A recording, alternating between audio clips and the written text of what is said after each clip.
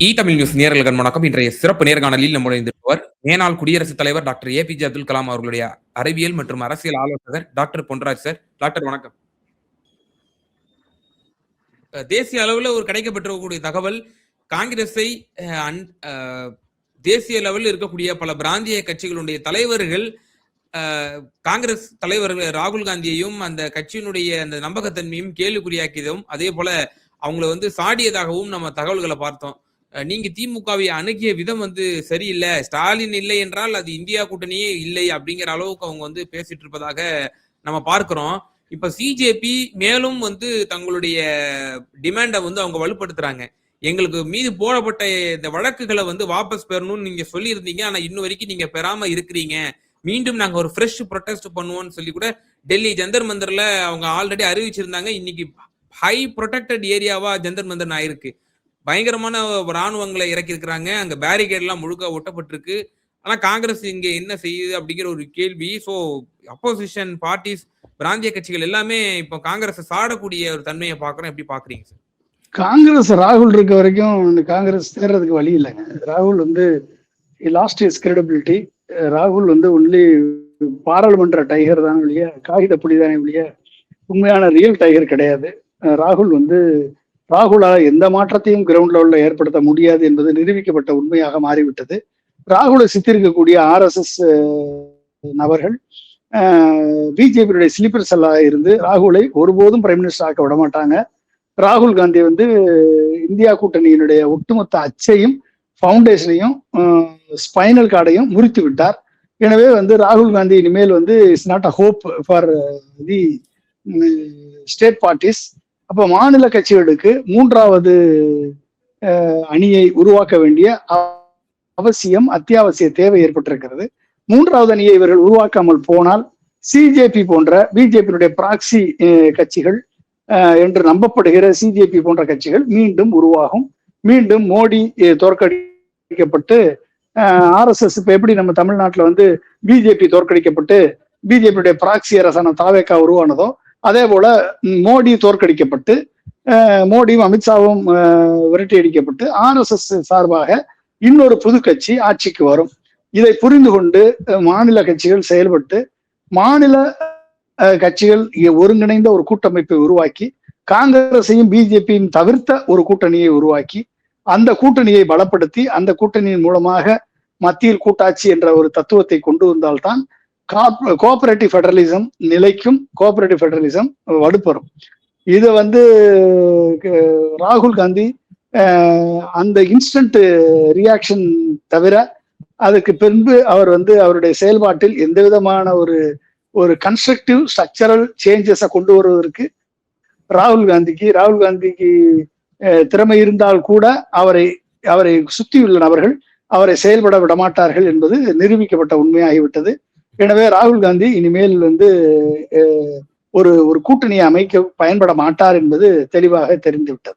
இதனால்தான் திமுக பயங்கரமான மோதல் இருக்கு.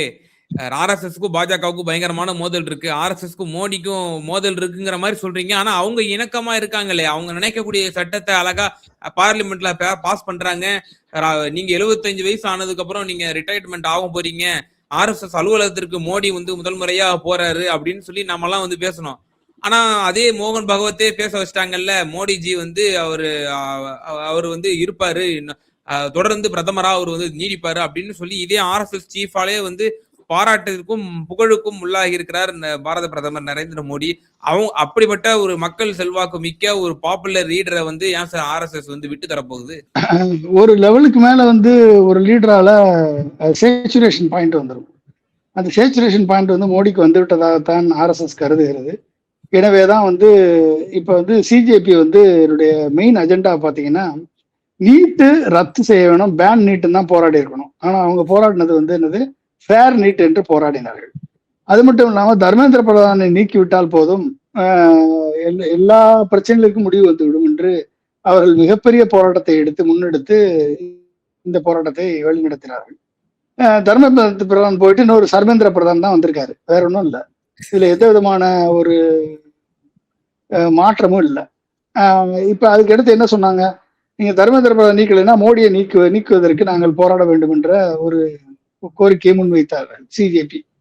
அதற்கடுத்து இப்ப என்ன சொல்றாங்க அப்படின்னா, சிஜேபி வந்து மோடி வந்து பதவி விலகி இன்ஃபுளுசரா மாறணும் என்ற ஒரு கோரிக்கையை தீப் கே வெளியிட்டு இருக்கிறார், அந்த சிஜேபியுடைய பார்ட்டி ஃபவுண்டர் பிரசிடென்ட். ஸோ இதுல இருந்து என்ன தெரியுது அப்படின்னா வந்து சிஜேபி வந்து இது உண்மையான இளைஞர்கள் கூட்டமைப்பா அல்லது RSS-ஆல் தோற்றுவிக்கப்பட்ட இன்னொரு அமைப்பா என்பது நமக்கு சந்தேகமா இருக்கிறது. எப்படி வந்து தாவேகா என்ற கட்சி மிஸ்டர் ஜோசப் வந்து சினிமா நடிகர் என்ற அந்தஸ்தில் வந்தாலும் அவர் இப்பொழுது பிஜேபியினுடைய பிராக்சி அரசாக செயல்பட்டுக் கொண்டிருக்கிறார்.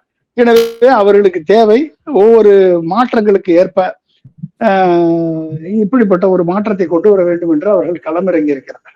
எனவே இதை பார்த்து இதை வேலிடேட் பண்ணி இது சரியா, சிஜேபி என்ற கட்சி சரியான எதிர்கட்சி தானா இல்லது பிஜேபியுடைய இன்னொரு கிரியேஷனா என்பதை எதிர்கட்சிகள் தான் வந்து அவங்களுடைய செயல்பாடுகளிலிருந்து கண்டறிய வேண்டும். கண்டறிந்து மூன்றாவது கூட்டணியை அமைப்பதற்கு, காங்கிரஸ் பிஜேபி அல்லாத ஒரு மூன்றாவது கூட்டணியை அமைக்க இவர்கள் தவறினால் மீண்டும் RSS வந்து ஒரு பிஜேபி மோடியை தவிர்த்த ஒரு இன்னொரு பார்ட்டி வந்து சிஜேபி வடிவில் வருவதற்கு வாய்ப்பு இருக்கிறது.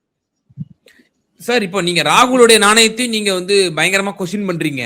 இதே ராகுல் காந்தி அவர்கள் எஸ்டர்டே வந்து ஒரு அவருடைய டெல்லி தலைமை அலுவலகத்துல வந்து ஒரு பிரசன்டேஷன் போட்டிருந்தாரு.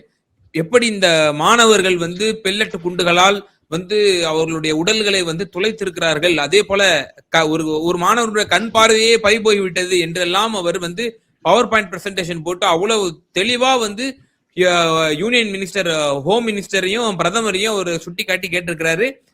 அமித்ஷா ஷுட் டேக் ரெஸ்பான்சிபிலிட்டி அப்படிங்கிற ஒரு இதையும் வச்சிருக்கிறாரு.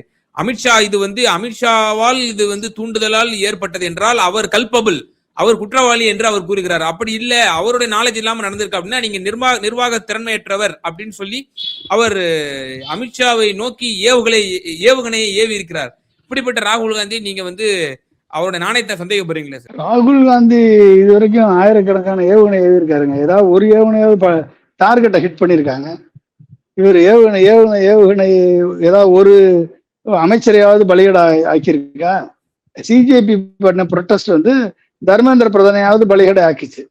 இது வரைக்கும் ராகுல் காந்தி ஏவுகணைய ஹோம் மினிஸ்டர் கேள்வி கேட்டுச்சா, இல்ல பிரைம் மினிஸ்டர் கேள்வி கேட்டுச்சா? எந்த ஏவுகணையும் டார்கெட்டே ஹிட் பண்ணல. அப்ப இவர் வந்து ஒரு காகித புலி மாதிரி செயல்பட்டு கொண்டிருக்கிறார். இவர் வந்து பார்லிமெண்ட்டை தவிர்த்து பிரசன்டேஷன் கொடுக்கறத தவிர்த்து வேற ஒன்றும் தெரியாது. இவர் கட்சிக்காரர்களே இவரை மதிக்க மாட்டார்கள். இவர் கட்சிக்காரர்களே இவரது போராட்ட வடிவுகளை இந்தியா முழுக்க கொண்டு செல்ல மாட்டார்கள். இவர்கள் போராட்டத்தை முன்னெடுக்க மாட்டார்கள் என்பது எல்லாருக்கும் தெரிந்த உண்மை. எனவே வந்து இவர் வந்து ஒரு காகித புலியை தவிர ராகுல் காந்தி வந்து ஒரு செயல்படக்கூடிய தலைவர் அல்ல என்பது அதனால்தான் அது தெரிந்து வைத்ததனால்தான் மோடி வந்து இவரை பப்பு என்று அழைத்தார். பப்புவாகவே இவர் மாறி போய்விட்டார். வேற ஒன்றும் பண்ண முடியாது. நம்ம அவரை வச்சு ஒண்ணும் பண்ண முடியாது. பப்புன்றத சொல்றீங்க, அது எதிர்கட்சியினர் குறிப்பா பாஜகவினர் அவர் மீது வைக்கக்கூடிய விமர்சனம், அதே விமர்சனம் நாமும் அவர் மீது வைக்கணுமா? அவர் முடிந்த அளவுக்கு அவர் இருக்கக்கூடிய அப்போசிஷன் ரோல அவர் செவ்வனேன்னு செய்யறாரு, இருக்கிற இஷ்யூஸ் அட்ரஸ் பண்றாரு, போராட்டம் வேண்டும் என்றால் போராட்டத்துல ஈடுபடுறாரு. இப்ப இந்த விஷயத்துல மாணவர்களோடு நிக்கிறாரு. மாணவர்களோடு சேர்ந்து பிரஸ் மீட்ல வந்து அவர் வந்து வெளிப்படுத்தினாரு, அந்த விக்டிம் என்னென்னலாம் பாருங்க, பில்லட் குண்டுகளால வந்து இது பண்ணிருக்கிறாங்க, மாணவர்கள் மீது இப்படிதான் அமித்ஷா வந்து அடக்குமுறை ஒண்ணு பண்ணுவீங்களான்னு அவர் தெளிவா தானே தன்னுடைய ரோலை இங்க செஞ்சிருக்கிறாரு. மாணவர்களோட பண்றதா இருந்துச்சுன்னா சிபிஎம் வந்து மாணவர்களோட சேர்ந்து போராடும்னு சொன்னதுக்கு ஏன் முடியாதுன்னாரு? ஏன் வந்து சிபிஎம் வந்து பார்லிமெண்ட் இது பிரதமர் மோடி வீட்டை நோக்கி செல்வோம் என்று சொன்னது போது மறுத்து விட்டு வேண்டாம் என்று சொல்லிவிட்டு மறுநாள் காலையில போய் அங்க போய் இவர் தர்ணா பண்ணாரு. அப்ப இவர் கூட்டணி தர்மத்திற்கு கூட்டணியை மதிக்கக்கூடிய ஒரு நபரா அவரு. அப்ப கூட்டணியை மதிக்காத ஒரு நபர் என்று இந்த போராட்டத்திலே இவர் நிரூபித்து விட்டாரு. அப்ப கூட்டணிக்கும் இவருக்கும் சம்பந்தம் இல்லை என்பது நிரூபிக்கப்பட்டு விட்டது.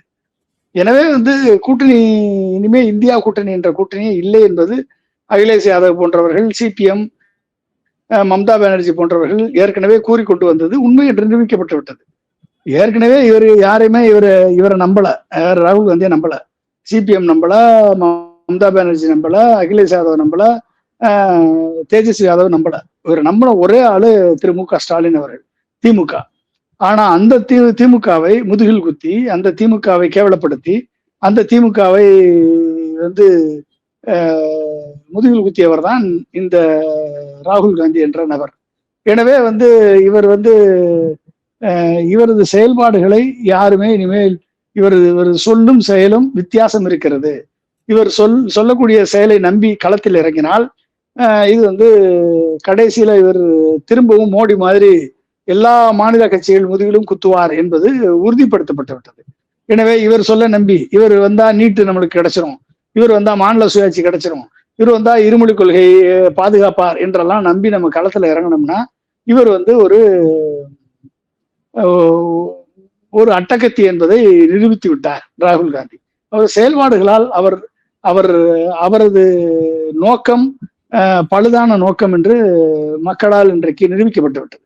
எனவே ராகுல் காந்தி என்னுடைய தோல்விக்கு காரணம் ராகுல் காந்தியை தானே தவிர, இந்தியா கூட்டணி உடைவதற்கு காரணம் ராகுல் காந்தியை தானே தவிர வேற யாரும் இல்லை.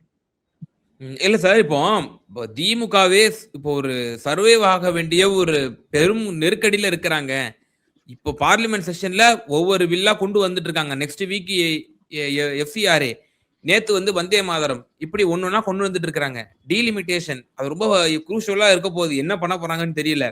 இப்போ ஒரு சிலர் வெளிநடப்புன்றாங்க, ஒரு சிலர் ஆதரவா வாக்களிப்புன்றாங்க, இன்னும் பலர் DMK MPஸ காலப்போக்கில் சஸ்பென்ஷன் கூட பண்ணிடுவாங்க. அவங்க மேகத்தாது இன்னும் பல இஷ்யூஸ் எல்லாம் ரொம்ப எக்ஸ்ட்ரீமா போராடும் போது அப்ப அது பிஜேபிக்கு சாதகமாகவும் இப்படிப்பட்ட கான்ஸ்பிரன்சி தியரிஸ் கூட சொல்லப்படுது. இப்ப டிஎம்கேவுமே பெரிய நெருக்கடியில் இருக்கு. அவங்க மூன்றாவது அணி அப்படின்னு ஏதேனும் அவர்கள் அதை முன்னெடுத்தார்கள் என்றால் அது மோடியை மீண்டும் நான்காவது முறையா பிரதமராக்கிறது தான் உதவும். நேரடியா போய் அமைச்சரவையில் இடம்பெற்று கூட்டணி அமைக்கிறது ஒரு புறம், அது நேரடி ஆதரவு. மறைமுக ஆதரவாகத்தான் இதெல்லாம் கருதப்படும் மூன்றாவது அணி அப்படின்னு ஒரு தியரி நம்ம கொண்டு போனோம்னா அப்படின்னு சொல்லப்படுது இல்லையா? அப்ப டிஎம்கே பிஜேபி கொடுக்கக்கூடிய அசைன்மெண்ட்டை தெளிவா செய்யும் அப்படிங்கிற ஒரு விமர்சனம் இருக்கு. ராகுல் காந்தியை ஒரு ஹோப்பா ஒரு நம்பிக்கையா மக்கள் எல்லாம் நம்பி இருந்தாங்க. ராகுல் காந்தி ஹோப் இல்ல, ராகுல் காந்தி இன்னொரு வெர்ஷன் ஆஃப் பிஜேபி தான் அப்படின்ற மாதிரி வந்துவிட்ட பிறகு, ராகுல் காந்தி ஒரு அட்டகத்தி தான் என்று நிரூபிக்கப்பட்டு விட்ட பிறகு, ராகுல் காந்தி கூட்டணி கட்சிகள் முதுகில் குத்தக்கூடிய ஒரு நபர் தான் என்று நிரூபிக்கப்பட்டு விட்ட பிறகு, ராகுல் காந்தியை எதை பேஸ் பண்ணி நீங்க நம்புவீங்க? எதை பேஸ் பண்ணி நீங்க ராகுல் காந்தியை நம்புவீங்க சொல்லுங்க பாப்போம்.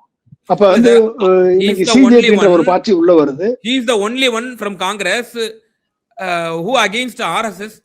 யாருமே இது வரைக்கும் RSS பெரிதாக பெயர் சொல்லி என் கட்சி RSS காரங்களாம் வெளியேறுங்கன்னு சொல்லி எந்த காங்கிரஸனுடைய லீடரும் இது வரைக்கும் இருந்தவங்க சொல்லவே இல்லை. ராகுல் காந்தி மட்டும் தான் சொல்லியிருக்கிறாரு. RSS காரங்களா வெளியேற்றிட்டாரா? களை எடுக்கிறாரு. RSS காரங்களா வெளியேற்றிட்டாரா? சொல்லுங்க, எப்பங்க எத்தனை பேர் எடுத்திருக்காரு சொல்லுங்க, லிஸ்ட் இருக்கா உங்ககிட்ட? RSS காரங்க எத்தனை பேர் வெளியெடுத்திருக்காரு?